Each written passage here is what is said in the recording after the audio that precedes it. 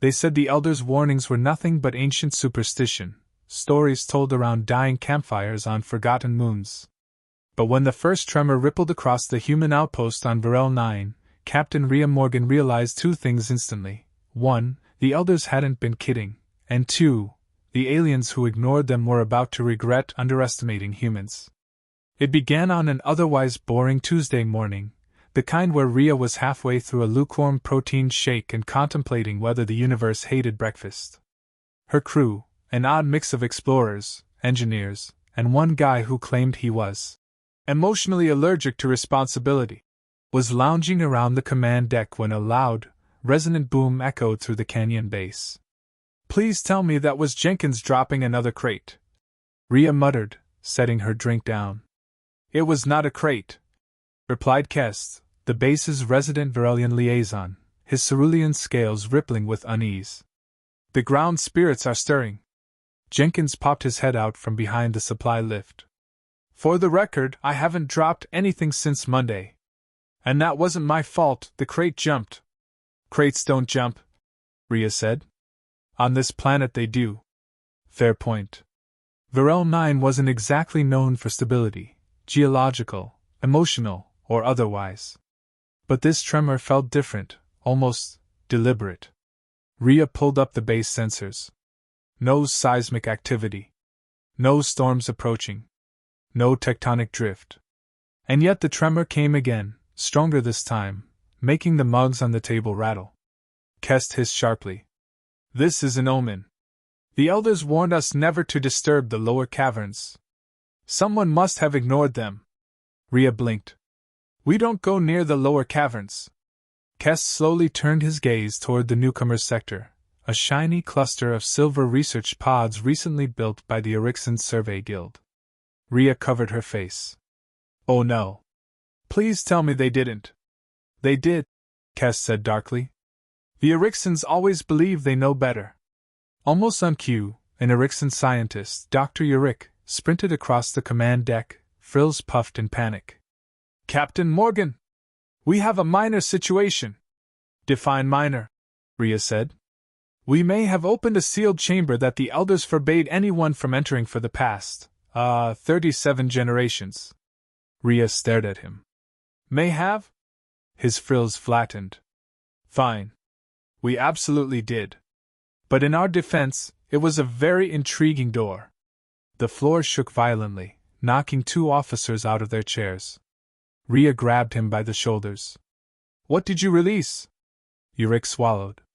"We don't know. It was invisible." "Great," Rhea muttered. "Fantastic. Wonderful. Why does no one on this planet listen when something is described as sealed for 37 generations? That's not archaeology. That's a warning label." "It wasn't our fault," Urick squeaked. It started humming.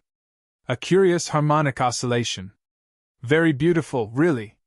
The base lights flickered. Rhea turned to her crew. "All right, everyone, to your stations. Identify whatever's causing the tremors. Try not to panic." "I'm already panicking," Jenkins said. "That's why I said try." Another tremor rolled through the canyon, this one so powerful the outer observation windows shuddered. Outside, dust clouds spiraled upward in unnatural shapes, twisting like they were being puppeted by something unseen. Kest pressed a trembling hand against the nearest console. "This is their doing. The Forgotten Ones. The elders warned that waking them would bring ruin." Rhea exhaled slowly. "Well, I'm not planning on letting my base get ruined by something none of us can see. Let's figure out what we're dealing with." A crackling sound came through the comms, distorted, low, almost like a voice made of static. Then came another tremor, even bigger. Another rumble. Then silence. Too much silence. Rhea scanned the canyon feed. Nothing. No movement. No life signs. Not even the usual fluttering dust sprites. Everything was still. "Where is everyone?" she whispered. Kest's eyes widened. "Something is consuming the life energy of the canyon." Rhea frowned. "Consuming? Like eating?" "Not physically. Spiritually." "Oh. Good. Because I was worried this invisible thing was going to start chewing on the walls. That remains a possibility, Kest said with absolute seriousness. Great, Jenkins whimpered. We're going to get eaten by a ghost. Rhea straightened, pushing down the rising chaos. All right, listen. We are humans. Trouble shows up, we deal with it. We survived Deathworld Alpha. We survived the Swarm Wars. We can handle whatever this is. The comms crackled again, this time with a faint pattern, like rhythmic tapping. Yorick's frills lifted in uncertainty. Is that communication? Rhea tilted her head. Play it on speakers. A haunting, echoing pulse filled the room, like a heartbeat synced to a whisper. Then a message emerged, faint but intelligible. Return what was taken. The entire room froze. Kest recoiled. It demands the relic. What relic? Rhea asked. Yorick raised a trembling hand. Rhea's eyes narrowed. What did you take? It was glowing, he protested. And humming. Beautifully. Put it back, she snapped. We can't, Yorick said quietly. We don't know how to get back into the chamber. The message pulsed again, stronger this time. Return what was taken before the veil falls. Jenkins whispered. What veil? Kest swallowed. The boundary between spirits and matter. Rhea sighed. Of course it is. Outside, shadows began to twist, rising like liquid smoke from the canyon walls. Rhea locked eyes with her crew. All right.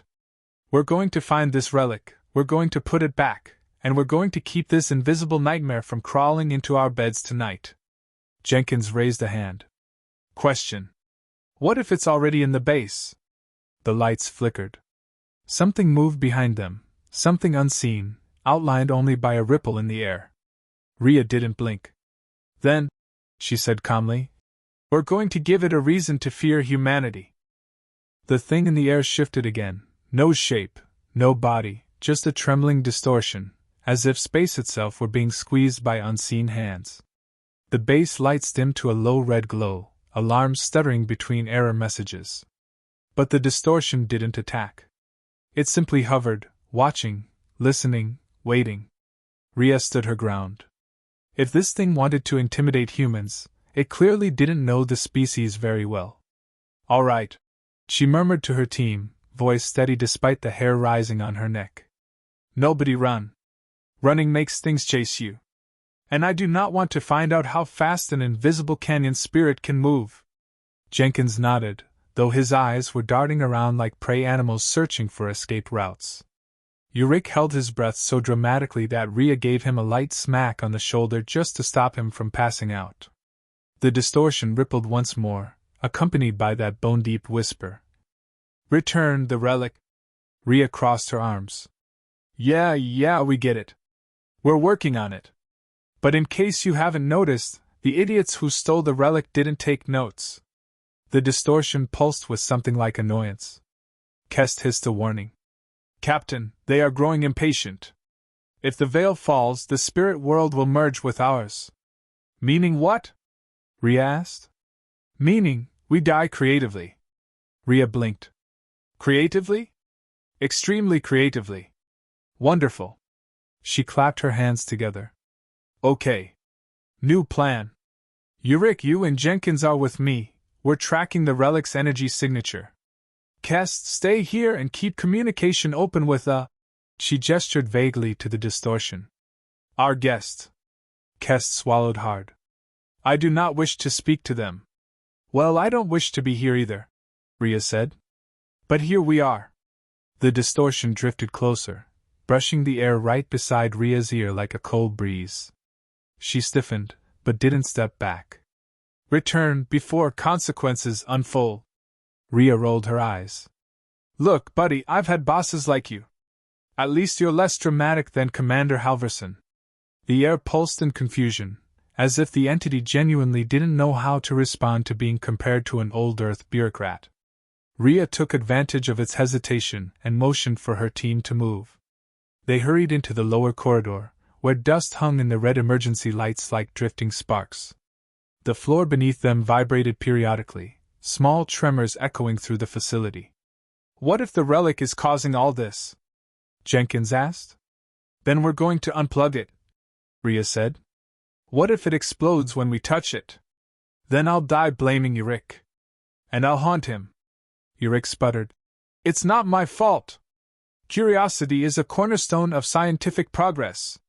Rhea shot him a flat look. Curiosity also killed the cat.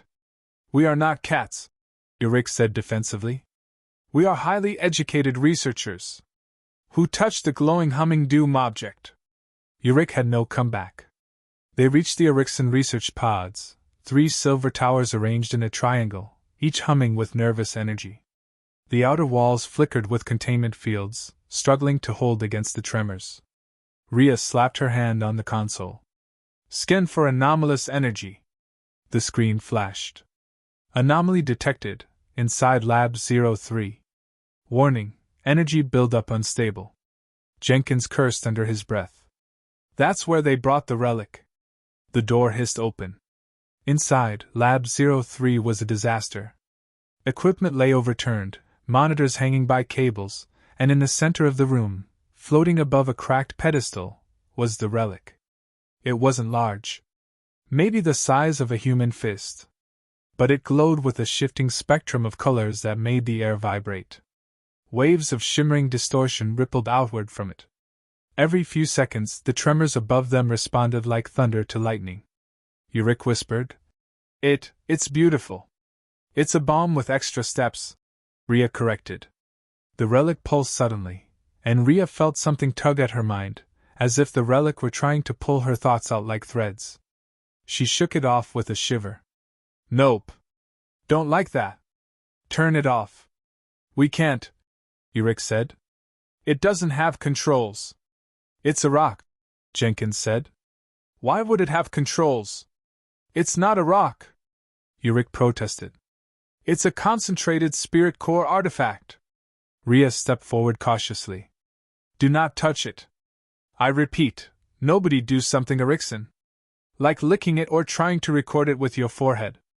Yurik lowered the glowing scanner he'd been raising. I wasn't going to lick it. She narrowed her eyes. You were thinking about it. Another tremor rocked the lab. The relic's glow intensified. The entire facility shook violently, alarms blaring across every deck. Then a second pulse followed, and this one felt alive, like a heartbeat slamming into their chests. Jenkins stumbled. Rhea! I don't think we have much time. Rhea gritted her teeth. Okay. Yurik, you're the one who knows this artifact's structure. How do we transport it without it blowing up or ripping our souls out? Yurik hesitated. We need a containment chamber tuned to the relic's frequency. But the only one calibrated enough is the sealed cavern, Rhea finished. Of course. The relic pulsed sharply, sending a shockwave through the room that knocked all 3 of them back.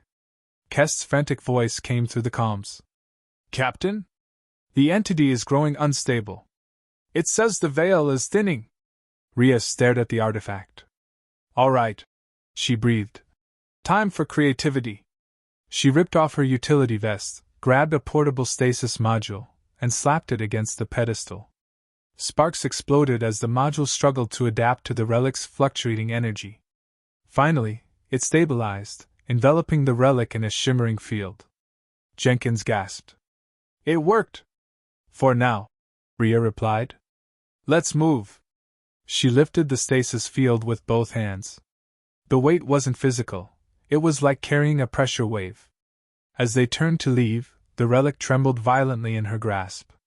The canyon spirits were coming, and the only way to stop them was to return what humanity never should have allowed aliens to take. The moment Rhea stepped out of Lab 03 with the relic, the entire canyon reacted. Dust spiraled upward as if sucked by an invisible vortex, the ground shuddered beneath their feet, and the air thickened with a low, thrumming pressure, like the whole planet was holding its breath. Jenkins nearly tripped as he jogged behind her. Captain? It's getting worse. No kidding, Rhea muttered, adjusting her grip on the stasis field container. It buzzed violently, every pulse of the relic echoing up her arms like electric shivers. If this thing ramps up any more, I'm going to use it to power the base's cafeteria. At least then it'll be useful. Yurik sprinted beside her, panting. We have to reach the cavern before the veil collapses. Once the realms merge, we'll be trapped in a spirit echo for, well, eternity. Jenkins squeaked. How long is spirit eternity? No one knows, Yurik said. All those who entered were erased before they returned. Rhea shot him a sharp look. Yurik, stop giving Jenkins panic attacks. I'm not panicking, Jenkins muttered through vibrating lips. I'm pre-panicking. Ahead of them, the canyon's entrance loomed as crimson warning lights flickered along the jagged walls. The sealed cavern lay deep inside, far beyond the point any sane person ventured without reason. Today, Rhea had the worst reason imaginable. The comms crackled. Kest's voice sounded strained. Captain? The entity says the relic's energy is destabilizing the veil. It warns that multiple spirits have awakened. They are moving toward your location. Fantastic, Rhea said. Tell them we're returning their property. It says they do not trust humans. Join the club. They reached the cavern threshold, a giant, rune-covered archway in the rock, sealed by a shimmering barrier of ancient energy. It hummed faintly, but the sound was irregular now, like a heartbeat skipping. Rhea stepped closer. This is it. The relic in her hands pulsed wildly, the stasis field flickering. Yurik winced. Captain, the field won't hold much longer. Behind them, the canyon trembled again. This time, the vibration wasn't from the ground, it came from the air. Rhea slowly turned. 8 distortions hovered at the canyon entrance, 8 ripples in space, drifting closer like approaching shadows without form. Their presence pressed against her chest, heavy and cold. The whispers began again, layered voices overlapping until they merged into one chilling sentence. The veil fractures. Jenkins stepped back, trembling. Captain, we should run. Rhea tightened her jaw. If we run, they'll chase. And if they chase, I'll end up punching a ghost, and I don't want that on my medical file. She placed her palm against the cavern barrier. It reacted instantly, runes igniting in a cascade of brilliant blue light. The barrier shimmered, then cracked open with a deep, echoing hum. The cavern beyond was vast, lit by bioluminescent vines running beneath the rock like glowing veins. The air was heavier inside, charged with spiritual remnants, whispers, flickers of light, drifting shapes that faded when looked at directly. Yurik whispered, awestruck. So the legends were true. No sightseeing, Rhea snapped. Move. They descended into the cavern's heart. The deeper they went, the louder the relic pulsed, like it recognized its home and screamed for release. Rhea's arms ached from resisting its energy. Jenkins glanced behind them.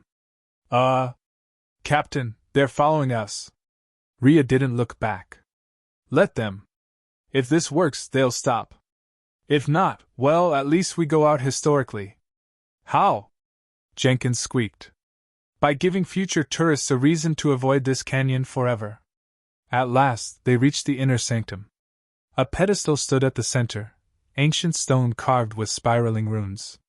The same symbol glowed faintly on the relic in her hands. Yurik swallowed. This is where it was taken from. Rhea nodded. All right. Everybody step back. Jenkins and Yurik retreated.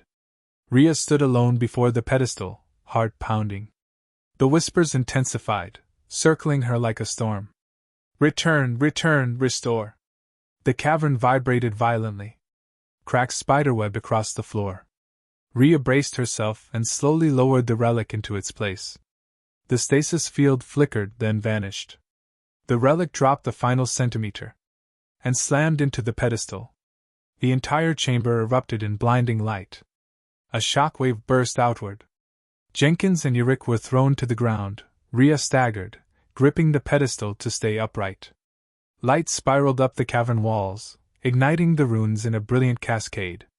The distortions behind them roared, an otherworldly sound of rage, relief, and release all at once. Then the relic's pulse steadied. The chamber slowly calmed. Rhea lowered her hand, exhaling. And that's when she heard the voice. Not a whisper. Not an echo. A clear, resonant voice filling the cavern. The relic is returned, but the balance is not restored. Rhea froze. Jenkins scrambled to his feet. Uric went pale. From the center of the pedestal, a new distortion began to form, larger, denser, swirling like a storm of fractured light. Jenkins whispered, horror-struck. Then what do they want now? Rhea stared into the rising vortex. Us, she said quietly. They want something from us. The vortex expanded. The cavern shook. And the canyon spirits began to manifest fully. Not as distortions, but as something far more dangerous. The vortex expanded until it filled half the cavern, spiraling with colors that shouldn't exist, shades that bent around themselves and burned at the edges of vision. The air grew impossibly cold, then impossibly hot, then both at once. Rhea steadied her stance as the pressure around them intensified. Jenkins whimpered, Captain, this feels bad. Uric clutched his datapad like a terrified child clinging to a blanket. We returned the relic. The legends never said anything about additional requirements. Rhea glared at the swirling mass of spirit energy. Of course they didn't. Aliens never tell humans the whole problem. It's always oops, we awakened the primordial guardians, or oops, the ancient death switch activated. The vortex pulsed, and then it spoke again. Balance fractured. Humans must repair what was broken. Rhea raised an eyebrow. Okay, look. You can't just wake up after 1,000 years and start assigning homework. A shape began to push through the vortex, humanoid at first, then something taller, broader, glowing with swirling energy that made its outline impossible to fully track. The figure's presence hit like a physical shockwave, forcing Jenkins and Uric to their knees. Rhea held her ground. Barely. Identify yourselves, she demanded, voice steady despite the hammering in her chest. We are the Veilbound, the figure said, each word echoing in their bones. Guardians of the boundary between spirit and matter. When the relic was taken, the veil thinned. Our world bled into yours. Well, we put it back, Rhea said. So what now? You want an apology fruit basket? A rumble passed through the chamber. If spirits could sigh, this one just had. The relic anchored our realm, but its removal destabilized the seal. A fracture now exists, one only humans can mend. Uric froze. Only humans? Why us? The guardian turned slightly, its faceless head lowering as if studying them. Because the ones who violated the relic bore human signatures. Jenkins pointed at Uric. It was him. He's the one who touched it. Uric sputtered. It hummed invitingly. You would have touched it too. Rhea snapped her fingers. Focus. We're getting distracted by whose fault this is, though it's definitely yours, Uric. The guardian extended an arm. The air warped around its gesture, and an ethereal shape coalesced between them, a thin tear of shimmering void, like a rip in reality. This fracture must be sealed, the guardian said. To do so, one of your kind must enter the veil, and mend it from within. All three went silent. Jenkins whispered, Enter the spirit realm? Uric looked like his soul had left his body preemptively. Rhea rubbed her forehead. You want us to walk into a cosmic crack in reality and fix a tear in the universe, manually? Correct. Do we get instructions? Follow your instincts. Oh great, Rhea muttered. Cosmic tech support. The tear pulsed, glowing brighter. Rhea felt the pressure of the guardian's gaze, even without eyes. Humanity caused the imbalance, it said, voice resonating like thunder softened by wind. Humanity must repair it. Choose. Jenkins immediately raised both hands. Not it. Uric raised his hands even higher. Double not it. Rhea stared at them. You two are the worst, Jenkins said. Captain, you're better at improvising. Uric nodded vigorously. Yes. Humans are known for problem-solving under ridiculous circumstances. That's not a compliment, Rhea deadpanned. But deep down, she knew the truth. She'd been leading them through impossible situations since the day she signed up. She was the one who'd stood between her team and catastrophes more times than she could count. If someone had to step into a tear in reality, well, it was going to be her. Rhea took a breath. Fine. I'll do it. Jenkins and Uric both yelped. Captain, N.O. But she was already stepping forward. The Guardian bowed its head, acknowledging her decision. You possess courage. And stubbornness. This is good. Story of my life. She muttered. When her hand touched the tear, reality bent. The world flipped sideways, inside out, and upside down all at once. Light twisted into ribbons, sound dissolved into color, and gravity forgot where it lived. She felt a pull, not painful, but absolute. Then everything snapped. She stood in a world that wasn't a world. A horizon of swirling lights. Shapes drifting like thoughts made visible. Footsteps echoing without sound. The fracture hovered before her, a wound of darkness in this luminous place. Rhea approached it, feeling energy tugging at her mind. It whispered doubts, echoed fears, distorted memories. She clenched her jaw. You don't get to mess with me today. I've got a schedule. She placed her hands against the fracture. A shock slammed through her, cold, heat, pressure, light, everything at once. Her breath hitched, her vision blurred. Come on, she growled through clenched teeth. Close. The fracture resisted. She pushed harder. Memories surged up, her team laughing, her home on Earth, the weight of leadership, the endless chaos she somehow always survived. Close. She snarled again, pouring everything she had into the command. The fracture shuddered. Then sealed with a flash that tore across the veil like a star igniting. The world trembled. The lights faded. And Rhea fell. She landed back in the cavern, gasping, exhausted, alive. Jenkins and Uric shouted her name and rushed forward, nearly tackling her in a hug. The Guardian stood over them, its form dimming. Balance is restored. Humanity has proven worthy. Rhea wheezed. Yeah, well, don't get used to it. The Guardians slowly faded, along with the remaining distortions. The cavern fell silent. Uric sniffled.